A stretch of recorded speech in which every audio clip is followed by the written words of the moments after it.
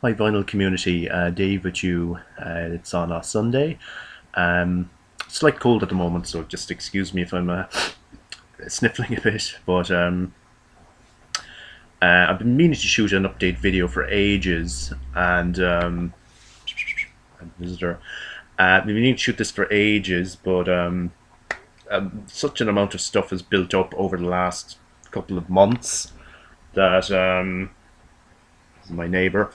Such an amount of stuff has built up over the last few months, and I've been, you know, yeah, I suppose I'd better get down here. Better get straight into it because I've quite a lot to show, and this might turn into a kind of a long video if I keep waffling on. But first off, I'm going to start off with more VCLT from the one and only Ben Costello. Yes, I know I had some fantastic stuff to show that he gave me in my last video, but since then, 2 weeks ago, myself and my partner, we were on holiday, and we briefly stopped off in on the way back. We briefly stopped off in Ben's hometown, but Ben rang me and said that he had some stuff for me that he grabbed at a fair a couple of days previously. But I'm just absolutely gobsmacked because I'm still taking in the previous stuff that he gave me. But it's okay, 2 albums at 12-inch, and I'd start off at a 7-inch. This is by Scottish band Orange Juice of Edwin Collins fame. This is from 1983, one of their later singles, and it is on Polydor. It's called Flesh of My Flesh. Love that that sleeve design. Also comes with an insert. I think there was a number of inserts of different band members came with this release, and yeah, superb kind of funky. Anyone familiar with Orange Juice will know this kind of kind of funk influenced indie post punk, and yeah, this is a really superb example of their later period stuff. Moving on. Excuse me. Now this is something that I've been looking for. He picked up all these he managed to get these really cheaply, he said. So I mean, I feel so I don't know how he does it, but Ben, he always manages to grab a bargain when it comes to or he knows who to go to at record fairs. But this is Beaver Krause, Gandharva.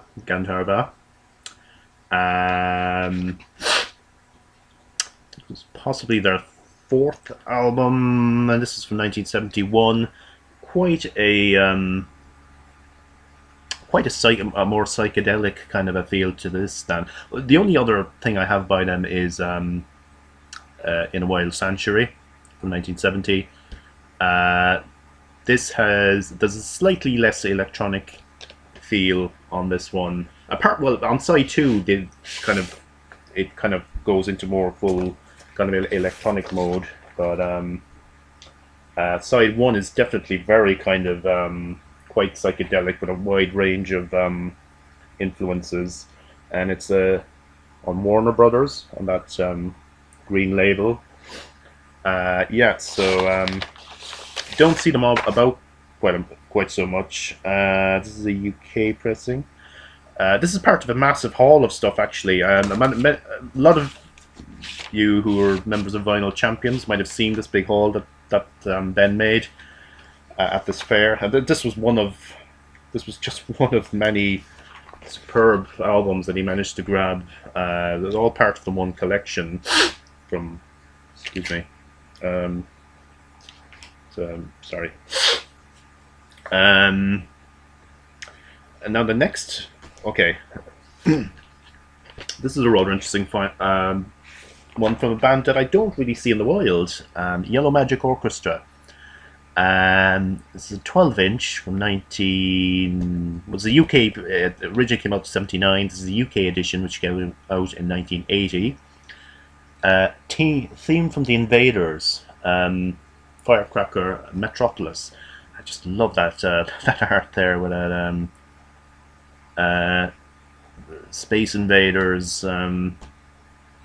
So yeah, Yellow Magic Orchestra. I have a few bits and pieces here and there of what's his name, Sakamoto, of his solo stuff and his collaborations with, say, the likes of David Sylvian, but never actually see Yellow Magic Orchestra around in the wild. So very pleased to be gifted this this 12-inch. Yeah, this is they're often called the Japanese Kraftwerk. This has maybe a slightly more disco poppy feel than Kraftwerk, but it's still absolutely superb. I've been spinning this really. I've been spinning this like mad since I got it 2 weeks ago. So and it's on what label? Oh yeah, A&M Records. Now the last one is really now how he managed to get the next item for the price that he said he got it for a bargain, but it turns out to be quite rare and quite collectible. It's a band called Shocking Blue, a Dutch band who I previously had heard of from their single Venus, which I think came out in 1970 and was later covered in the 80s by Bananarama. This is an album called Scorpio's Dance. This came out in 1970, and this is a second Dutch press on a label called Pink Elephant. Yeah, certainly one that you wouldn't see in the wild every day, and Ben certainly really yeah, I'm absolutely delighted to receive this from Ben. I've listened to this several times. This is kind of psyche pop. Yeah, there is I suppose a strong psychedelic late period kind of psychedelia, but really quite superior example of kind of maybe on the poppier side of psychedelia.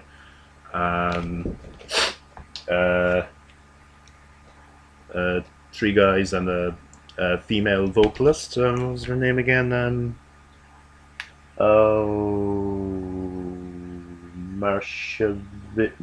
Mariska Vires. So the songs and artwork are all kind of related to the signs of the zodiac, but yeah, nice laminated sleeve, absolutely superb VCLT from Ben. Those 4 items, and it's just yeah, he just always manages to kind of like a kind of a conjurer to produce this superb. Always manages to surprise me, with this absolutely amazing VCLT. And I'm sure many in the VC have been the recipient of his extraordinary generosity. So thanks very much again, Ben, for these superb items. I have stuff as well for you, but I've forgot to bring them up with me because but anyway, we'll be meeting again fairly soon, I'm sure. Yeah, that brings me to have a lot of stuff which I've been meaning to show for a long time, which have kind of built up over the last couple of months. First off, Public Image Limited, first issue, their first album. Now, you might remember a few months ago I picked up the cover, just the cover, the sleeve, without the record in a charity stroke thrift shop. I was searching through a lot of loose records to try and find the it just wasn't there. But I asked could I, I asked could I take this. They just said, yeah, you can take that just for free. So I had the sleeve with no record. Put on my watch list on Discogs to see would a sleeveless copy turn up, and lo and behold, one pops up. It was a little seller with not very good feedback, but I thought, damn it, I'll just grab it, because another one might not turn up for a long time. So here we go. Got it for a nice price, and it's in pretty good nick. Yeah, so their debut album, pretty solid all the way through. I don't particularly like the last track. Last track has got these kind of silly, kind of Monty Python-esque vocals, but the rest of the album is just absolutely, it's just one of the superb post-punk, groundbreaking stuff for its time. And John Lydon, moving out of the shadow of the Sex Pistols at the time. So yeah, so finally have the record to go with the sleeve. Very happy with that. Here we go. Now,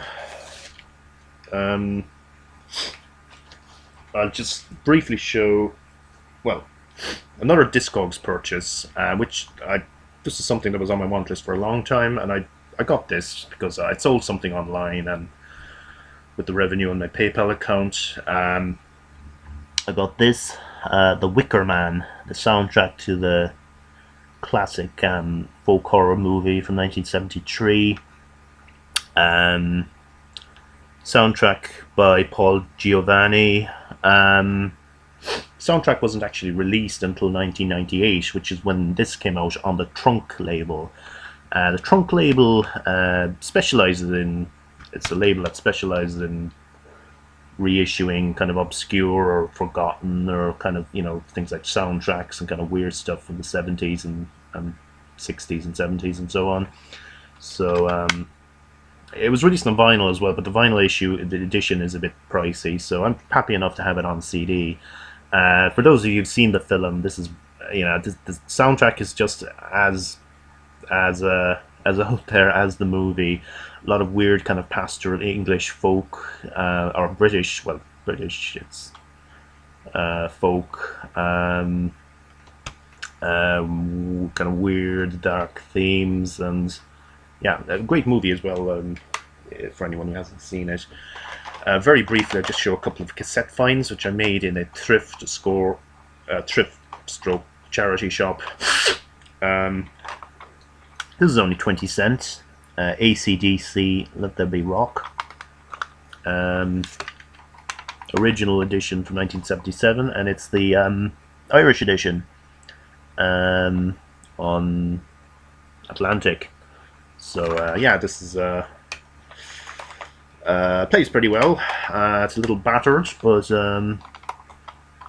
sounds great for a 30-year-old cassette. And the other one I found was this is kind of a new age. I found something else on this it's New World Cassettes. Yeah, I picked up something else on this label as well recently. This is by an artist called Clifford White, and this is called Ascension.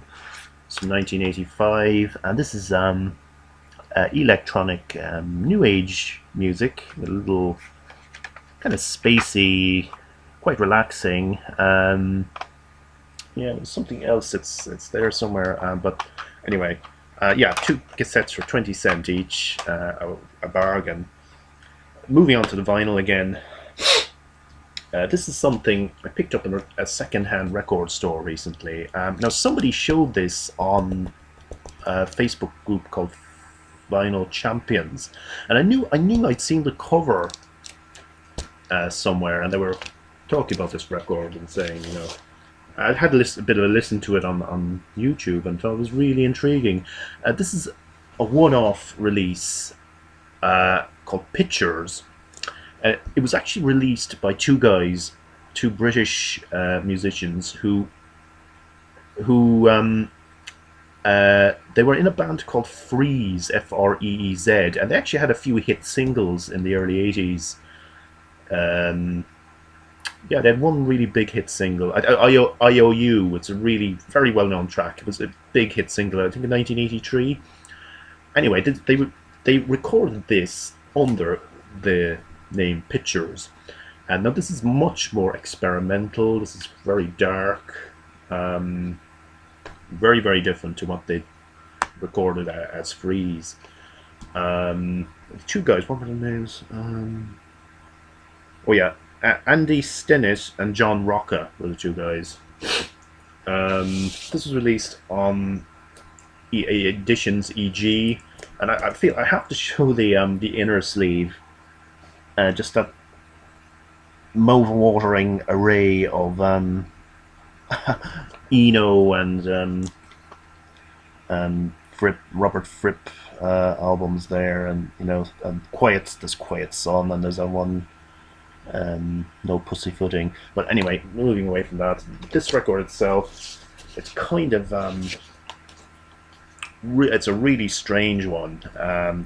There's very kind of sinister kind of vocals which kind of recall children's rhymes. There's unusual kind of electronic, there's kind of pastoral elements which then are changed into kind of these really dark electronic, kind of almost industrial kind of pieces, and it's really it's a real unusual one. If you see it, it's well worth grabbing. Pictures, it's called, self-titled, from 1983 on Editions EG. Now another one I picked up recently. When I saw this, I had to grab this because it's on the ESP label, which I virtually never see in the wild. ESP stroke released under Fontana. Marion Brown Quartet, self-titled. Marion Brown, a figure mainly kind of known for his work with John Coltrane. Alto saxophonist, who I think died not too long ago, a few years ago, I think. This was released in 1966, and this is a 1967 UK edition on Fontana ESP. I picked this up. I picked it up for a really nice price because it kind of generally goes for, I picked it up for €10, which I think, looking it up, it's generally tends to go for quite a lot more. But I'm still kind of digesting this one. Great lineup on this: Alan Shorter, Bernie Maupin, Rashid Ali on drums. It's free jazz, but maybe slightly more, little more accessible than, say, maybe Pharoah Sanders. I've just had a couple of listens to it. I'm still kind of taking it in, but really pleased with that pickup. And I shall continue to give it a few more spins. Moving on. Now these finds I made in a local. Oh, hang on a minute. Just 2 seconds. Bear with me. Okay. Yeah, these next few ones that I'm going to show, these I found in a there's a chain of stores called Cash Converters. I think they're found in the UK as well. They're basically kind of glorified pawn shops. They do have records. Now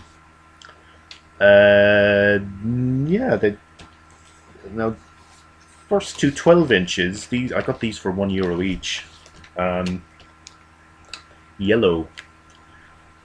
Yellow, that's a Swiss duo, and this is Oh Yeah, which was one of their better known tracks. It was used in that movie Ferris Bueller's Day Off, and also they have another track, The Secret of My Success, Yeah, La Habanera,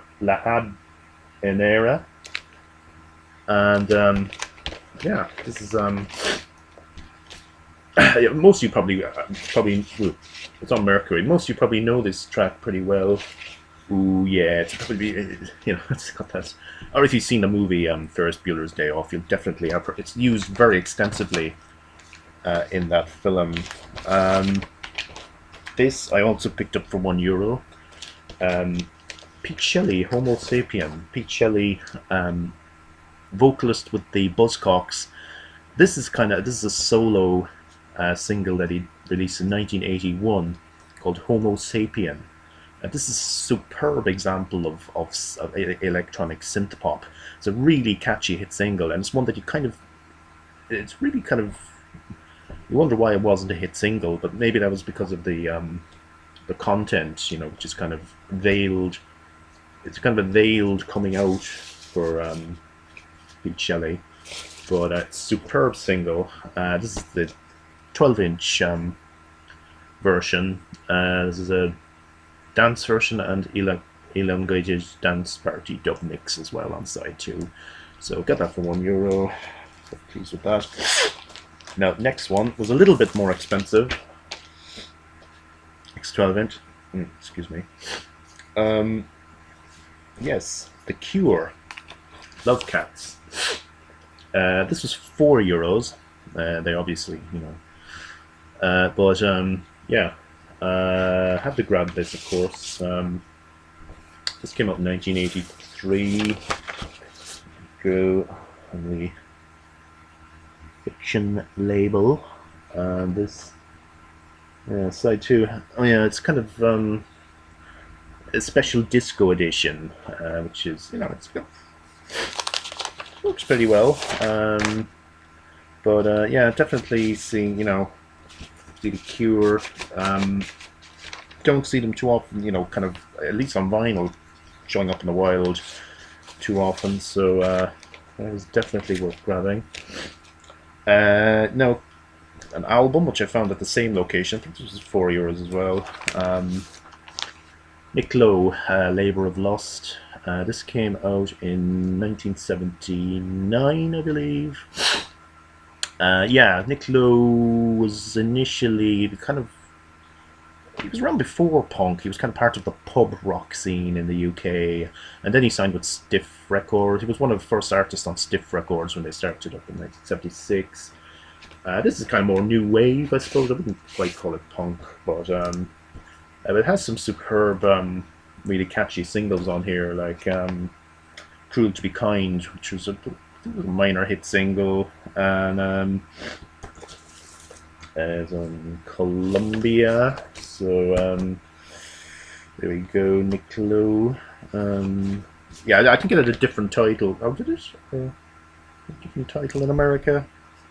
Oh no, I'm thinking of another one. No, I'm thinking of Jesus is Cool. That had a different title in the States. I think this one had the same title in the States. Okay, it's 23 minutes. I'll try and be quick. Okay, a couple more pickups which I made a few months back. I've been meaning to show this for ages. John Barry, Americans. John Barry, of course, famous for the James Bond themes. This was recorded in 1975. This is not a soundtrack, but it does very much feel like a soundtrack. It's basically John Barry doing a jazz album. It does have a quite soundtracky feel, but yeah, it's kind of loungy kind of jazz. Quite hard to find in the wild, apparently. This I don't think it's been reissued since. Got it for $5, which was pretty good. So from Polydor, same location. Another artist whom I don't, personally not around here anyway, I don't see in the wild too often. Martin Denny, the exotic sounds of Martin Denny, Primitiva. Martin Denny, of course, famous for his late 50s Exotica albums, of which is one. This is South African pressing. I think this album came out in maybe 1957. Yeah, so this is a South African press on London. It's a little bit on the crackly side, but yeah, interesting. Yeah, anyone who's familiar with Martin Denny, hugely influential in that whole kind of exotica lounge kind of thing. Sampled quite a bit. Yeah, this one is, yeah, it's quite crackly, which kind of does. I must point out as well, he was famous for his very busty and attractive female cover stars as well. Okay, I'll just move on. Just two more to show, or three more, I think. Oh yeah, three more. A couple of charity shop finds. This is a 12-inch. Now, normally I wouldn't bother grabbing anything by Mark Knopfler, but this is from that superb cult movie, The Princess Bride, so I couldn't leave this behind. A storybook love. It's actually by Mark Knopfler and Willie DeVille. It's the main theme from the movie The Princess Bride, which came out in 1987. So I had to grab that, maybe primarily because of the associations with the movie. This is again another, which I found at the same time, another movie soundtrack, Cry Freedom, which I think came out. What's that movie about? Steve Biko, which I don't think I've actually seen this film. But this is the original motion soundtrack by George Fenton and Jonas Gwanga. I've actually just listened to this once, and I just realised I keep meaning to give it another spin. It does have that kind of sort of feel of, what's his name? Paul Simon was doing in the late 80s with all kind of, yeah, it sounded interesting. I must give it another spin really to kind of get more of a feel of it. But my initial feeling was I did like it, but let's give it another. Reminds me, let's give it another spin now. Yeah, MCA Records, 1987. Just two more. These two I picked up in a kind of second-hand music shop, which has, yeah, I got this. I picked this up for €2. This is B-52's Cosmic Thing. This came out in '89. As that sticker says, as the hit singles, Love Shack, Rome, and Deadbeat Club. Really nice condition. I'm sure you're all familiar with this album, but next one, really nice find. This is on the Two Tone label. This is a compilation which was released in 1981 called Dance Craze. The Best of British Ska Live. So it's various live recordings by bands which were on the Two Tone label. There's Specials, The Beat, Madness, who were very briefly on the Two Tone label. Also like the Body Snatchers, also Bad Manners, who I'm not crazy about. They're kind of a novelty band really, but there's some great stuff on here. I'll show you that famous Two Tone label with the black and white guy. So it's a little scratched, but it plays okay. Sleeve is a bit tatty as well. Okay, we're nearly on half an hour, so I'll leave it at that now. But me need to shoot this for a while and get all this kind of backlog of stuff, and to show that great stuff that Ben gave me. So thanks very much for watching, everybody, and hope you enjoy the rest of your weekend.